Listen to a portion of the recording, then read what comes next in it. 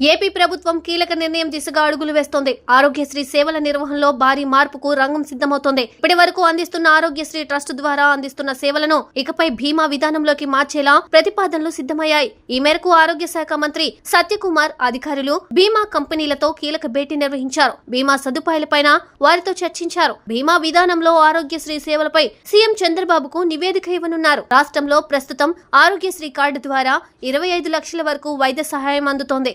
Aarogyasri trust ద్వారా ఈ సేవలను కొనసాగిస్తున్నారు.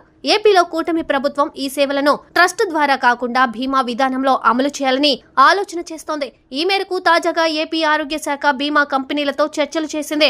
ఎన్డీఏ ఎన్నికల మేనిఫెస్టోలో పేర్కొన్న ప్రకారం కొత్త ప్రభుత్వం ఏర్పడి 100 రోజులు అయ్యే నాటికి బీమా విధానం ముసాయిదా రూపొందించాలని కసరత్తు కొనసాగుతోంది. ఆరోగ్యశ్రీ ట్రస్ట్ ద్వారా రోగులకు వైద్య సేవలను ప్రారంభించిన తొలి నాళ్లలో బీమా విధానం అనుసరించారు. తర్వాత అనేక కారణాలతో ట్రస్ట్ విధానంలోకి మార్చారు. ప్రస్తుతం అనుబంధం ఆసుపత్రిలో రోగులు తీసుకున్న చికిత్స మేరకు ప్రభుత్వం బిల్లులు చెల్లిస్తోంది. ఈ నిర్వహణలో ఆసుపత్రుల నుండి కొన్ని సమస్యలు ఎదురవుతున్నాయి. పలు సందర్భాల్లో ఆరోగ్యశ్రీ సేవలు తాత్కాలికంగా నిలిచిన సందర్భాలు ఉన్నాయి. దీంతో ప్రభుత్వం ఆరోగ్యశ్రీ పథకాన్ని ట్రస్ట్ ద్వారా కాకుండా బీమా విధానంలో అమలు చేయాలని ఆలోచన చేస్తుంది.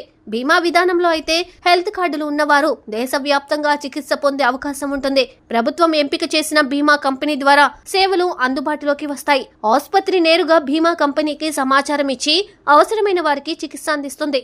బీమా కంపెనీ నుండి ఆసుపత్రికి చికిత్స మొత్తం అందుతుంది. రాష్ట్రంలో 1.35 కోట్ల కుటుంబాలకు ఆరోగ్యశ్రీ కార్డులు ఉన్నాయి. 5.5 లక్షల మంది ఉద్యోగులు, 3 లక్షల మంది పెన్షనర్లకు ఈహెచ్ఎస్ ఉంది. కేంద్రం నుంచి అమలవుతున్న ఆయుష్మాన్ భారత్ సేవలను పరిగణలోకి తీసుకుని కొత్త విధానం ఖరారు దిశగా ప్రభుత్వం అడుగులు వేస్తోంది.